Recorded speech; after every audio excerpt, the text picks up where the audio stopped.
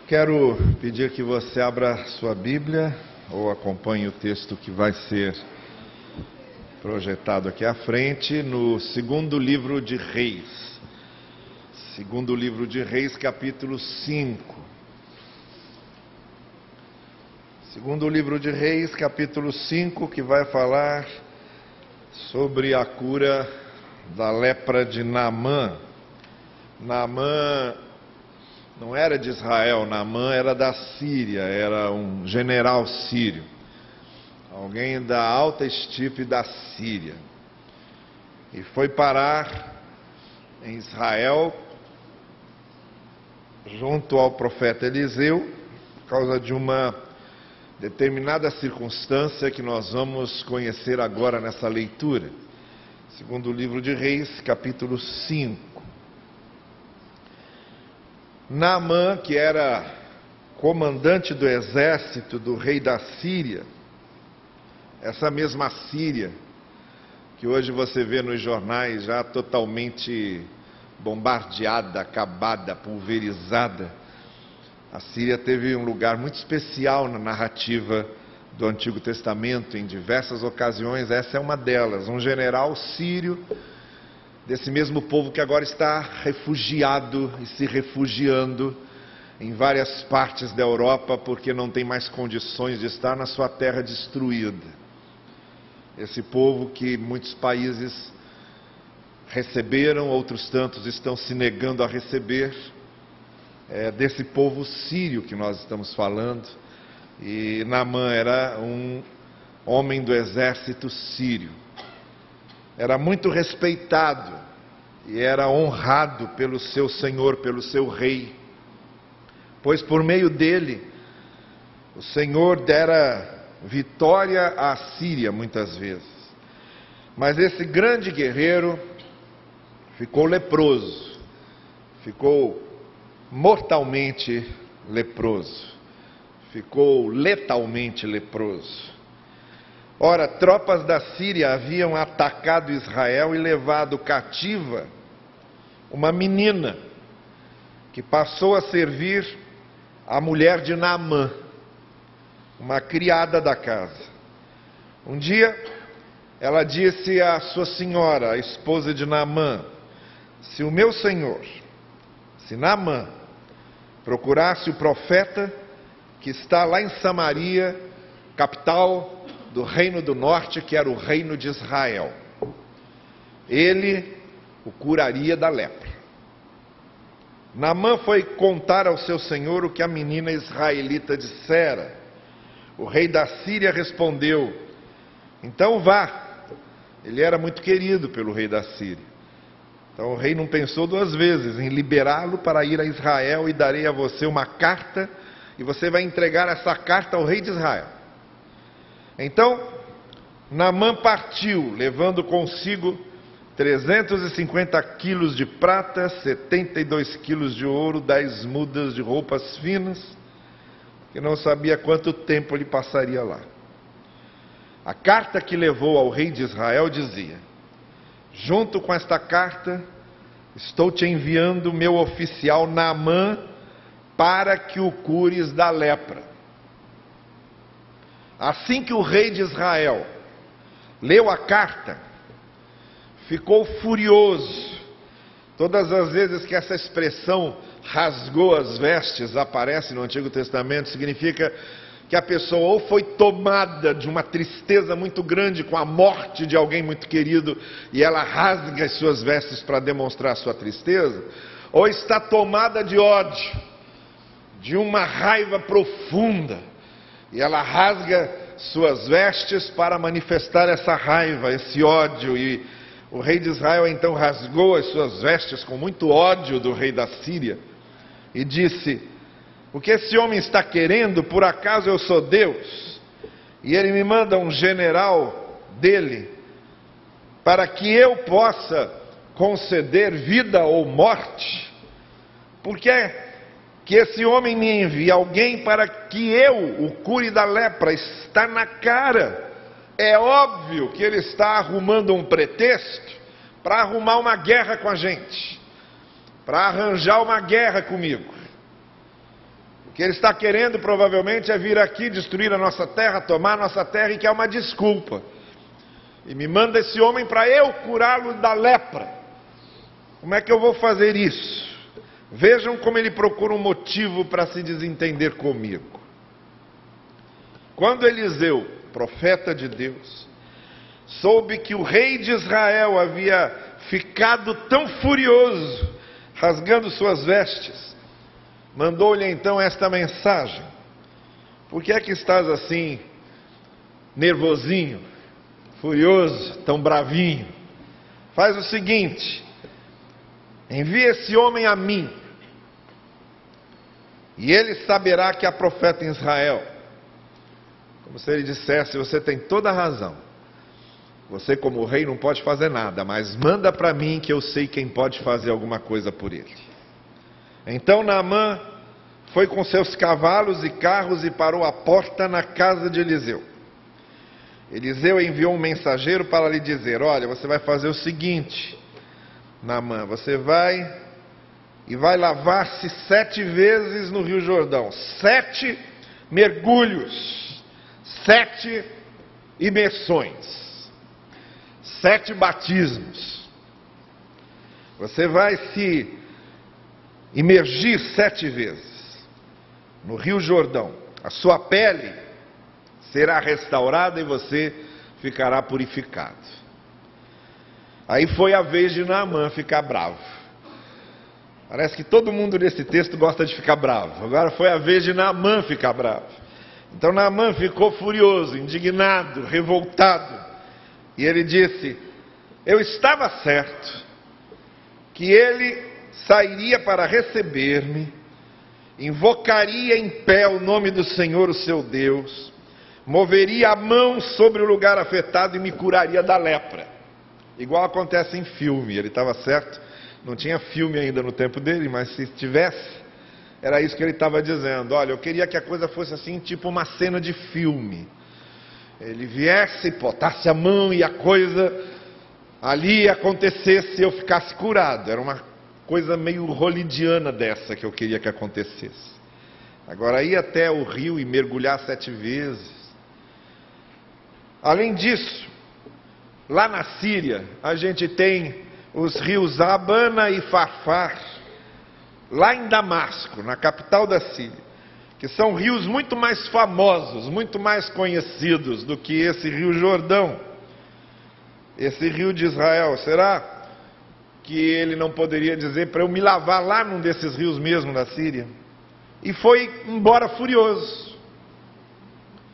Mas os seus servos, os seus soldados, aqueles que estavam com ele e que o acompanharam nessa viagem, disseram para ele: meu pai, tratamento carinhoso para chamar o chefe, se o profeta lhe tivesse pedido alguma coisa difícil, tipo voar de um monte, tipo se banhar numa lava vulcânica, tipo ir para a lua, mas o que ele te pediu é algo tão fácil, quanto mais quando ele apenas lhe diz que se lave para ser purificado. É só ir lá no rio, mergulhar 7 vezes.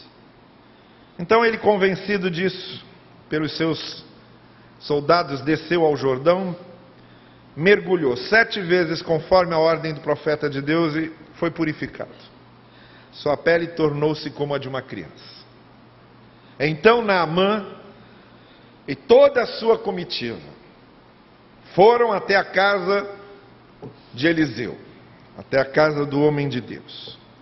Ao chegar diante do profeta, Naamã lhe disse: agora sei que não há Deus em nenhum outro lugar, senão em Israel. Por favor, aceita um presente do teu servo. O profeta respondeu: juro pelo nome do Senhor a quem sirvo, que nada aceitarei. Embora Naamã insistisse, ele recusou. Então disse Naamã: já que não aceitas um presente, ao menos permite que eu leve 2 mulas carregadas de terra, pois teu servo nunca mais fará holocaustos e sacrifícios a nenhum outro Deus, senão ao Senhor. Mas, que o Senhor me perdoe por uma única coisa.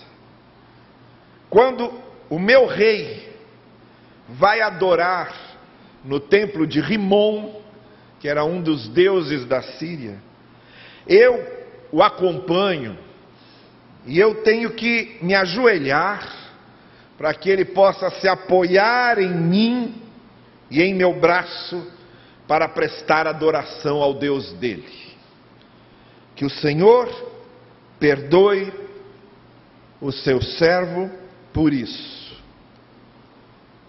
E a única coisa que Eliseu respondeu para ele foi: vá em paz. Pode ir em paz. Olha, quando a gente lê esse texto, que é um texto já conhecido da grande maioria de vocês, já lido pela grande maioria de vocês, é claro que se a gente perguntar aqui, do que é que Naamã foi curado? Com certeza nós todos responderemos, está muito claro no texto que ele foi curado da lepra. Havia naquele tempo a lepra, e havia naquele tempo outras tantas doenças epidérmicas, outras tantas doenças dermatológicas, que como a medicina não estava tão avançada quanto está hoje, a medicina hoje está avançada, mas ainda não tanto, porque, na minha opinião, enquanto a gente ainda tiver que tomar injeção, a medicina tem que avançar muito. Mas já avançou alguma coisa. Naquele tempo estava muito mais lá atrás. Então, naquele tempo e na medicina daquele tempo, tudo que era doença de pele era lepra. Era considerada lepra. Não havia ainda os mecanismos que temos hoje para distinguir os diversos graus de doenças dermatológicas. E o leproso era um marginal. Ele estava condenado a viver separado das pessoas, separado da família, isolado do mundo. Não havia cura para ele. Aquela doença era contagiosa, por isso ele precisava ficar separado de todo mundo. Então um homem como Naamã, claro que ele se surpreendeu com essa situação, e a lepra para ele se tornou uma sentença de morte, no mínimo uma sentença de isolamento, no mínimo uma sentença de solidão, no mínimo uma sentença de preconceito, no mínimo uma sentença de marginalização, no mínimo, uma sentença de nunca mais ele ter uma vida comum como ele tinha. Nunca mais ter uma vida normal como ele tinha. A lepra para ele, no mínimo, se não fosse pensar em morte, já significava isso. Viver como um anormal o resto da vida. Então, se a gente perguntar do que é que ele foi curado, a gente vai dizer, foi da lepra. E foi um grande milagre. Mas olha, quando a gente presta bem atenção no texto, por isso eu fiz questão de ler essa narrativa com você devagar, chamando a sua atenção para todos os detalhes dela, a gente percebe que a lepra talvez fosse um dos menores problemas de Naamã. E a gente percebe que Naamã foi curado de algumas outras coisas, que às vezes se tornam mais nocivas do que uma doença física. Há certas coisas que contaminam o nosso coração, que contaminam a nossa mente, que contaminam nossas emoções, que contaminam a nossa visão do mundo, que contaminam a nossa visão das coisas, que contaminam o nosso conceito das coisas, que contaminam o nosso conceito de vida. e que às vezes nos fazem pessoas tão insustentáveis, tão insensíveis, tão distantes da realidade e tão insuportáveis, que nos causam prejuízos muito maiores do que uma doença pode nos causar. O que esse texto está nos mostrando é que Naamã foi curado da lepra, sim, mas de outras doenças também, que não são nem tão evidentes como a lepra, não são tão notórias como a lepra, não são tão marcantes como a lepra. Uma coisa a lepra não faz na gente, é nos tornar pessoas piores. A lepra torna a nossa pele doente e a nossa pele pior. Mas essas outras coisas que Naamã tinham não tornavam o físico de Naamã pior. Essas outras coisas tornavam Naamã uma pessoa pior. E se há coisas das quais nós precisamos ser curados, muito mais do que as doenças que transformam nosso físico num físico pior, é sermos curados daquilo que nos torna pessoas piores. E o que nós vemos nesse texto é Naamã sendo curado de coisas que o tornavam uma pessoa ruim, uma pessoa menor. Vamos ver lá. A primeira coisa que aconteceu com Naamã aqui nessa história, e a primeira coisa da qual Naamã foi curado, dessas outras coisas que não tinham nada a ver com lepra, mas tinham a ver com humanidade, tinham a ver com sensibilidade humana, é o que nós podemos chamar aqui de exclusivismo, no seguinte sentido: Naamã sofria de um problema que muitos de nós sofrem também, que é achar que doenças, coisas ruins, sofrimentos e tragédias só acontecem com os outros. De nós acharmos que às vezes somos o centro do universo. De nós acharmos que as notícias são uma realidade só nas páginas do jornal. De nós acharmos que estamos excluídos, é nesse sentido que eu estou usando a palavra exclusivismo. Sofremos desse exclusivismo, de nos servirmos, de nos sentirmos exclusivos, separados e excluídos de toda a gama de sofrimentos, de situações difíceis, de adversidades que podem acontecer com qualquer um. Isso é um problema, porque Naamã tinha tudo para, pelo menos aparentemente, mostrar para ele: olha, Naamã, você conseguiu um grande sucesso na vida, subiu na carreira militar e tem um grande posto, venceu algumas guerras e ficou famoso e trouxe fama à Síria porque venceu algumas guerras. Amigo do rei, amigo íntimo do rei, por quem você é tão querido, tão amado. Um homem desse porte de vida, que conseguiu chegar aqui, começou a pensar realmente que sofrimento era para os outros. E começou a se convencer de fato que ele tinha uma estrela que os outros não tinham, que havia algo de especial com ele que as outras pessoas não possuíam. E de fato ele acreditou que estava imune a tudo aquilo, até que ficou doente.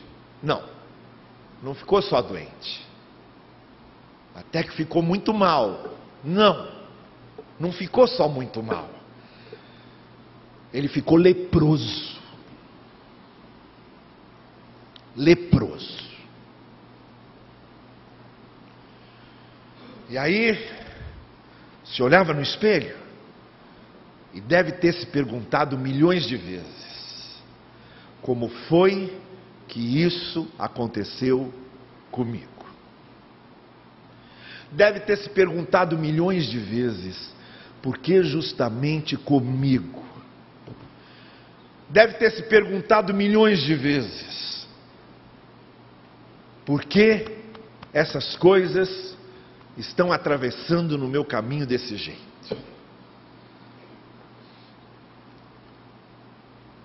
Quando a gente sofre disso, quando a gente sofre desse exclusivismo,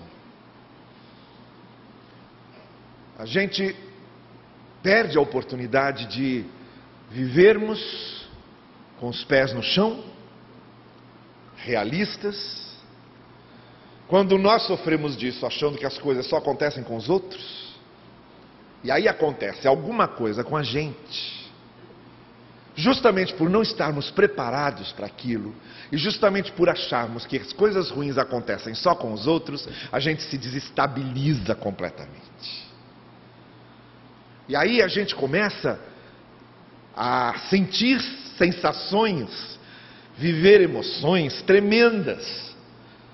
A gente se sente abandonado por Deus, a gente se sente esquecido, a gente começa a se questionar que culpa temos de alguma coisa. Tudo porque nós estávamos achando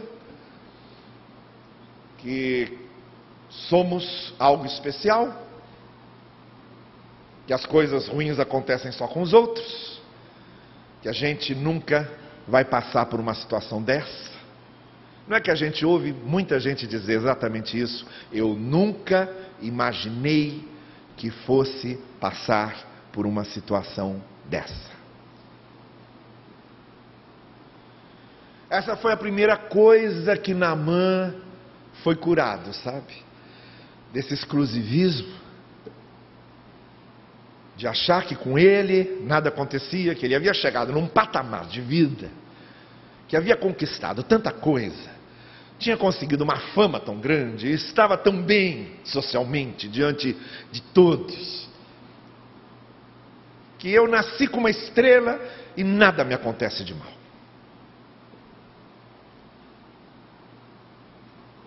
Olha só, nós todos estamos na vida. Nós todos estamos na vida. E quem está na vida está sujeito a qualquer coisa. Essa é a visão realista, madura, de pés no chão, que nós precisamos ter para não sermos pegos de surpresa e para não nos desesperarmos e nos desequilibrarmos num pânico, num desespero geral. Lembremos sempre o seguinte: estamos na vida, e quem está na vida está sujeito a uma série de situações, inclusive está sujeito a situações que nunca experimentou antes. A segunda coisa da qual Naamã foi curado é o que a gente pode chamar aqui de altivismo. Você sabe o que é uma pessoa altiva? Ou uma pessoa arrogante? Ou uma pessoa que se sente acima de todas as coisas?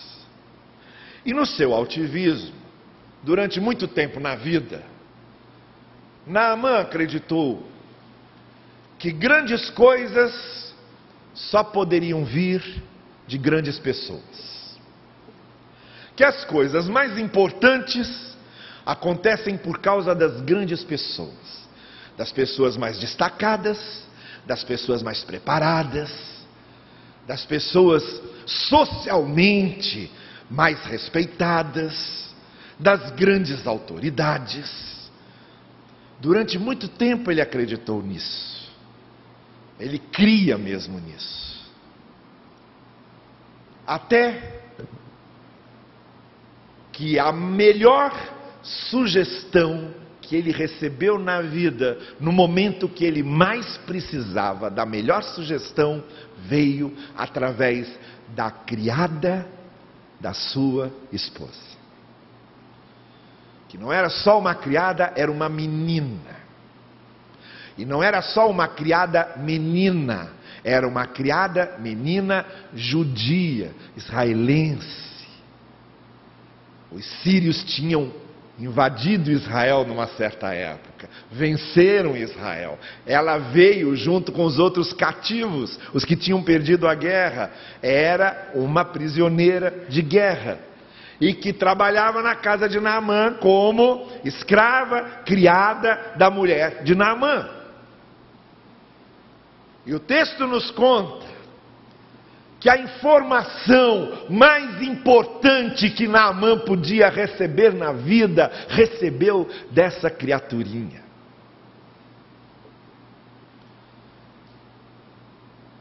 Que mudou completamente a estrutura de priorizações que Naamã faria da vida.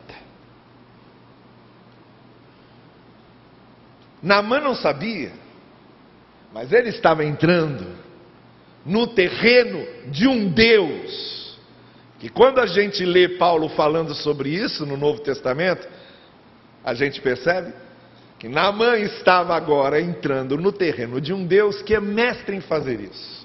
Pegar as coisas pequenas para confundir as coisas grandes. Usar os pequenos para estremecer os grandes. Tratar as pequenas coisas para que elas superem as grandes coisas. Naamã não sabia disso ainda, mas ia saber. Estava agora tratando com um Deus que age assim. Um Deus cujo reino, os primeiros não são os primeiros, os últimos é que são os primeiros. Um Deus cujo reino não é quem se envaidece que é premiado, é quem se humilha que é premiado. Um Deus cujo reino não é quem se vinga que está fazendo alguma coisa certa. É quem não se vinga e transforma a sua mágoa em misericórdia e amor que está sendo glorificado por Deus. Era esse o Deus e era o seu reino. E Naamã estava entrando nesse terreno em que as coisas grandes às vezes são desprezadas e as pequenas é que são valorizadas. E a gente pode sofrer dessa doença. Tiago usou uma expressão muito conhecida da gente, quando ele diz: olha, vocês quando estão reunidos e chega alguém muito conhecido, muito rico, muito famoso, vocês dão os melhores lugares para essas pessoas se sentarem. E aí Tiago então diz: vocês estão fazendo errado, porque Deus não faz acepção de pessoas. Todos nós, até por causa da sociedade hierárquica e autoritária que nós vivemos, somos ensinados a pensar que os grandes são sempre grandes e os pequenos são sempre pequenos. Nessa sociedade hierárquica e autoritária que vivemos, nós somos ensinados a valorizar os grandes e a desprezar os pequenos. E Naamã foi curado do seu altivismo. Teve que aprender que às vezes as coisas pequenas, as mais humildes, as mais singelas e as mais simples conseguem se tornar muito mais poderosas do que as grandes coisas ao redor da gente. Em terceiro lugar, depois de ser curado do seu exclusivismo e do seu altivismo, Naamã vai ser curado do seu infantilismo. Naamã tinha uma certa infantilidade.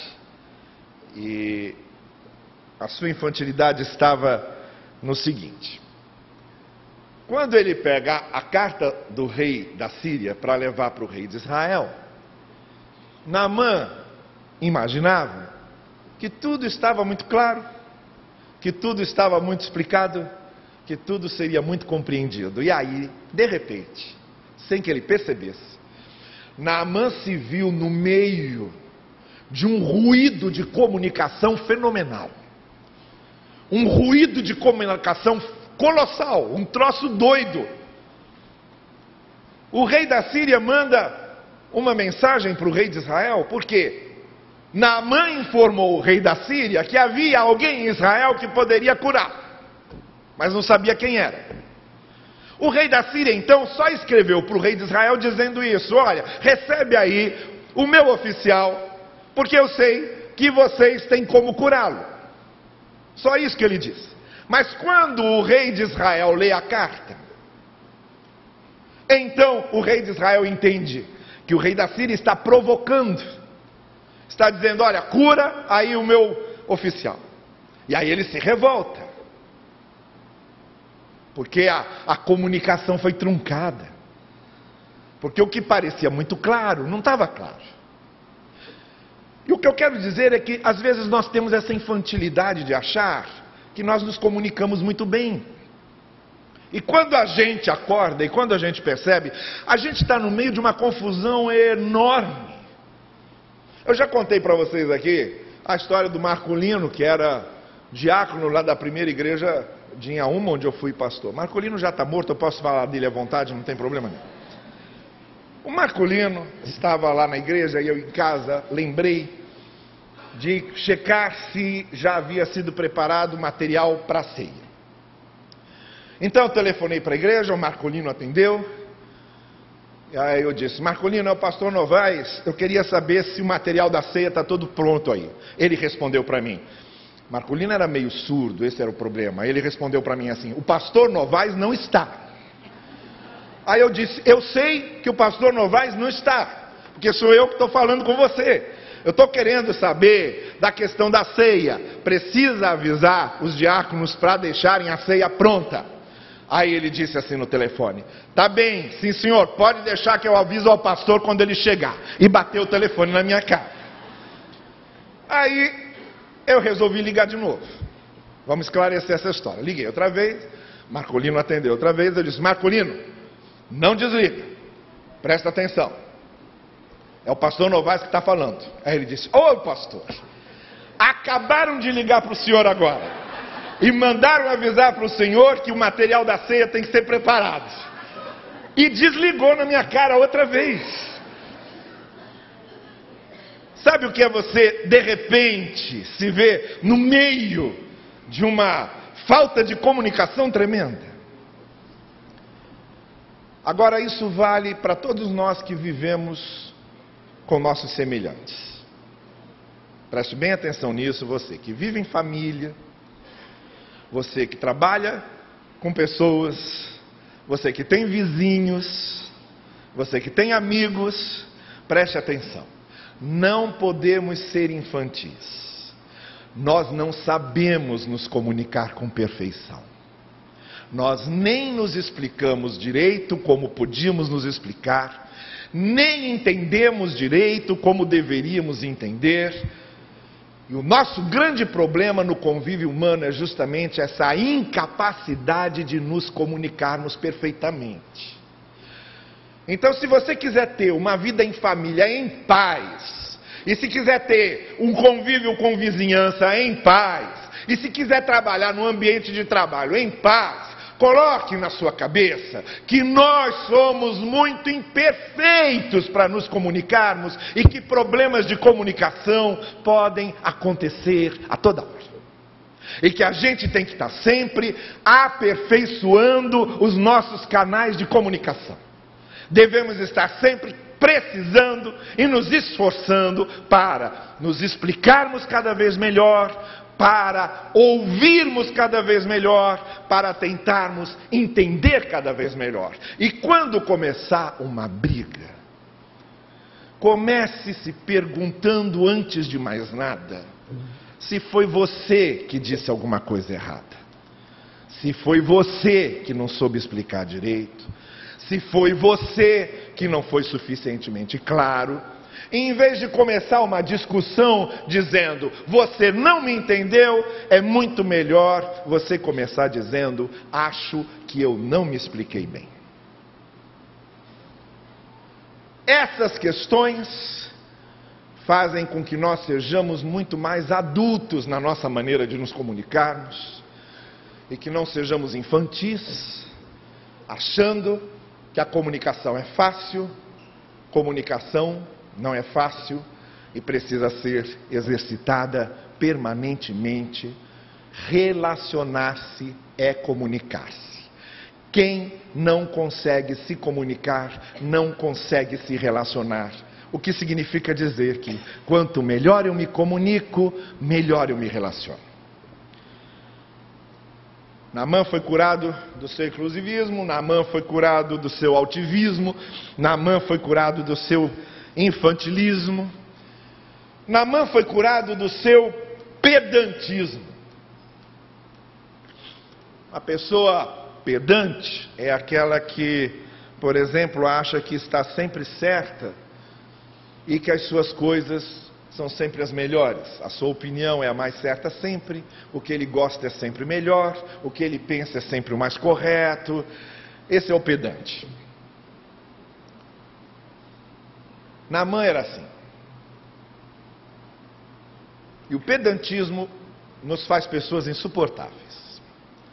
Ninguém consegue conviver com pessoas que acham que os rios da sua terra é que são os melhores rios do mundo. Ninguém consegue conviver com pessoas que valem, olha, no rio de Damasco, sim, há coisas boas, nesse riozinho de Israel não encontro nada bom. Naamã precisou ser curado do fato de achar que as coisas dele, por serem dele, eram melhores que as coisas dos outros. E esse pedantismo, que faz com que às vezes a gente goste de se sentir o centro do mundo, o centro do universo, ele precisa ser curado. Todo pedantismo precisa ser curado. Toda a visão que muitas vezes nós temos de que os outros são menores do que nós precisa ser curado. Toda a visão que nós temos às vezes de que os outros representam muito menos do que nós, isso precisa ser curado. E precisa ser curado com urgência.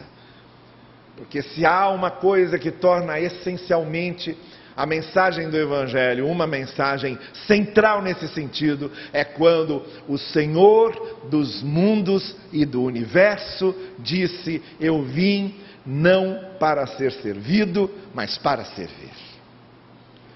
E lavou os pés dos discípulos, considerando todos os discípulos maiores do que ele. Naamã foi curado também do que a gente pode chamar aqui de dualismo. Essa postura dualista que Naamã possuía no seguinte sentido: ele achava que fé e ação estavam separadas. O importante é eu crer, não é o que eu faço. O importante é o meu sentimento de fé e não a minha conduta. E aqui nesse texto, Naamã teve de aprender de que as duas coisas andam juntas. Fé e ação têm que andar de mãos dadas. Por isso, chega num ponto desse trecho, em que o profeta diz a ele, você crê que pode ser curado? Então o que você vai fazer é o seguinte, vai se banhar 7 vezes no rio. Por quê? Só o sentimento da fé não basta. A fé precisa estar vinculada a uma ação de obediência. Quando nós dizemos que cremos, mas isso não tem uma repercussão direta na nossa vida, na nossa maneira de viver e na nossa conduta, na verdade nós não cremos. Então, não basta crer, é preciso banhar-se no rio. Não basta crer, é preciso obedecer a palavra. Naamã precisava ser curado desse dualismo em que ele dizia: o importante é o que eu creio, não é o que eu faço. Não, o importante é o que você faz por causa do que você crê. Essa é a combinação que não pode ser desfeita. E Naamã precisou ir ao rio e mergulhar 7 vezes, como foi ordenado a ele, para ficar curado. O profeta realmente podia ter resolvido ali, mas Naamã precisava ser curado desse seu dualismo, dessa sua fé teórica, dessa sua iniciativa de confiança apenas. E aquilo precisava se transformar num gesto, numa ação. Disso também nós precisamos ser curados, porque nós evangélicos somos mestres em separar esses campos. Nós somos mestres em fazer o seguinte: eu vou ao culto e vou cantar, mas durante a semana eu vou viver como eu quero. Eu vou ao culto e vou louvar, mas durante a semana vou fazer o que me der na cabeça. Essa separação não existe. Desde o tempo em que o apóstolo Paulo diz que o templo somos nós e o nosso coração é o altar. Olha, tem ainda mais 2 coisinhas aqui das quais Naamã foi curado. Naamã foi curado do que eu estou chamando aqui, a palavra não existe, mas eu estou chamando aqui de coisificismo. Sabe o que é um coisificismo? É quando você coisifica tudo. Coisifica todas as coisas. O que é que Naamã quis coisificar? Ele quis coisificar a gratidão. Então, quando ele chega para o profeta e pergunta: eu posso lhe dar um presente por causa da cura que eu tive? Eu posso transformar a minha gratidão numa coisa, num objeto? O profeta responde: não. Porque Deus não quer coisas suas. Deus quer você. O que o profeta estava querendo dizer era: olha, você pode tentar dar qualquer presente para Deus. E eu vou te dizer que não tem presente nesse mundo que você possa dar para Deus que vá simbolizar a sua gratidão. Porque todas as coisas para Deus valem muito menos do que você. A única maneira que nós temos de demonstrar a nossa sincera gratidão pela graça de Deus manifestada em nossa vida é, em vez de coisificarmos a nossa gratidão, nós dizermos: eu estou aqui. Eu estou aqui. Eu com tudo que sou, eu com tudo que tenho, eu com tudo que represento, eu com meus dons, eu com meu talento, dessa lepra que eu fui curado, que é a perdição, e da qual Cristo me lavou não com o rio, mas com seu sangue. A única maneira que eu tenho de mostrar essa gratidão não é coisificando a gratidão, não transformando a gratidão numa coisa, mas colocando a minha própria vida no altar e dizendo: o que eu tenho de mais precioso sou eu. É o que eu sou. Está aqui no teu altar. Eu e tudo o que sou. Por isso o profeta não atendeu. Por isso o profeta não aceitou. Porque a gente não pode diminuir nossa gratidão na medição de uma coisa que pode ser medida. A nossa gratidão deve ser transparente e traduzida naquilo que não tem limites. E o que não tem limites é a nossa vida. O que nós somos nas mãos de Deus é a única maneira de demonstrarmos gratidão por sua graça. E a última coisa da qual Naamã foi curado é o que eu estou chamando aqui de legalismo. Olha, veja bem, eu disse para vocês que Naamã foi curado de coisas muito mais importantes do que aquela lepra. Então vocês estão vendo que tem muita coisa que estraga a nossa vida muito mais do que uma lepra. E essa última coisa da qual Naamã foi curado é uma das coisas que também afeta muitos de nós que conhecemos o Evangelho.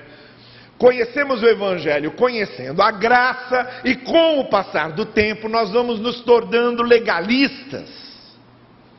Vamos nos tornando fariseus legalistas. A gente começa a vida cristã como publicanos arrependidos, mas às vezes vamos nos transformando em fariseus legalistas. Sabe qual foi o risco do legalismo aqui, do qual Naamã precisava ser curado? Foi quando ele quis explicar para o profeta que ele ia voltar para a Síria, que já tinha reconhecido que Deus era o único Deus, já tinha experimentado esse amor e essa graça, já tinha na sua vida a presença desse Deus, que era o Deus da sua vida. Mas ele tinha que voltar para a Síria. E ele diz o seguinte para o profeta: sou eu que levo o meu rei ao templo de Rimon, que é um dos deuses da Síria. O meu rei, para adorar o Deus dele, tem que se apoiar em mim. Eu, para que o meu rei se apoie em mim, preciso me ajoelhar diante do Deus de Rimon. E eu queria deixar claro que no meu coração, na minha sinceridade, eu sei que Deus é o único Deus. E aquilo que eu estou fazendo faz parte do meu trabalho.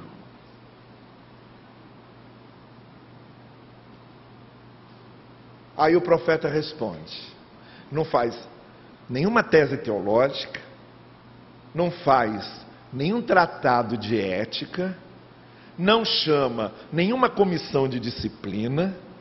A única coisa que o profeta diz é o seguinte: vá em paz. Sabe por que você tem que ir em paz? Porque Deus conhece o seu coração. Deus conhece o seu coração.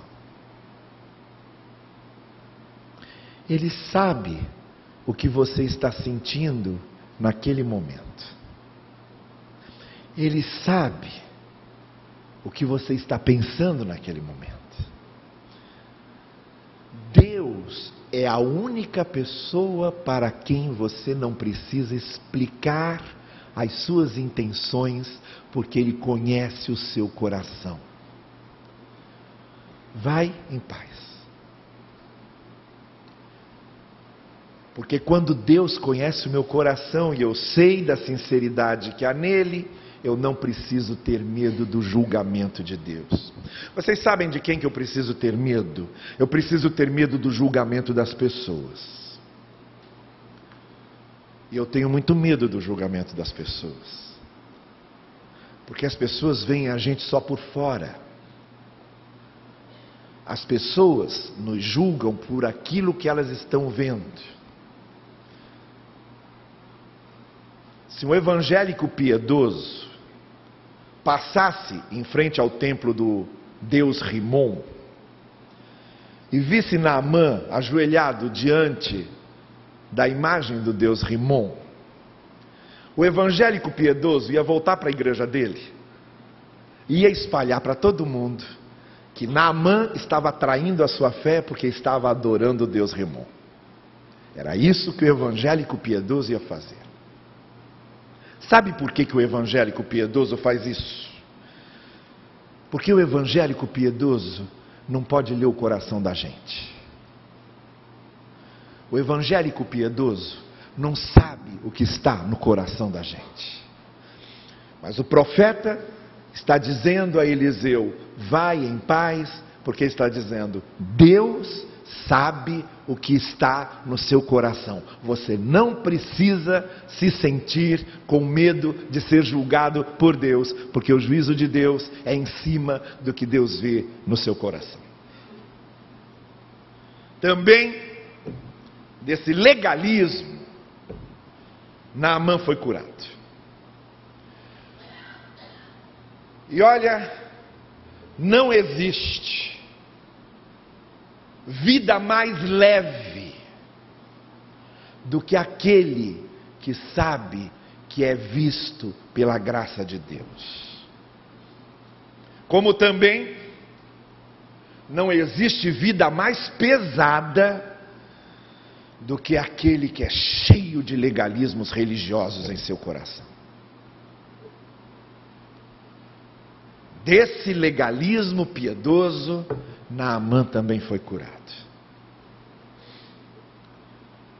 O texto que lemos está mostrando muito claramente que nós temos coisas em nós que precisam ser curadas pela graça de Deus. Com certeza, todas as vezes que nós lemos esse texto, a nossa atenção se voltou para a lepra de Naamã. Mas vejam que há coisas muito piores que uma lepra. Que há coisas que nos contaminam muito mais que uma lepra. E que há coisas que nos tornam pessoas pequenas, não pessoas enfermas, mas pessoas pequenas. E ser uma pessoa pequena é muito pior do que ser uma pessoa enferma, porque há pessoas enfermas que são grandes por dentro, mas há pessoas saudáveis que são extremamente pequenas em seu interior. O que nos importa é que nós sejamos curados por Deus desses sentimentos que nos tornam pequenos, rasos, menores, porque o Evangelho tem coisas muito maiores para a gente. O Evangelho tem coisas muito mais altas para a gente. E o Evangelho pode nos transformar realmente em pessoas melhores do que nós somos. Não quer dizer que não vamos ficar doentes, podemos ficar. Não quer dizer que não tenhamos uma doença mortal, podemos tê-la. Não quer dizer que nós não enfrentemos adversidades na vida, podemos enfrentá-las. Não quer dizer que não enfrentemos uma tragédia pessoal, pode ser que aconteça conosco. O que o Evangelho nos garante é que no meio de todas essas coisas, pelo menos, não seremos pessoas pequenas e menores, mas seremos pessoas amadurecidas, levadas para o alto e pessoas maiores, porque transformadas pelo Evangelho do Senhor Jesus. Que Ele assim nos abençoe. Amém.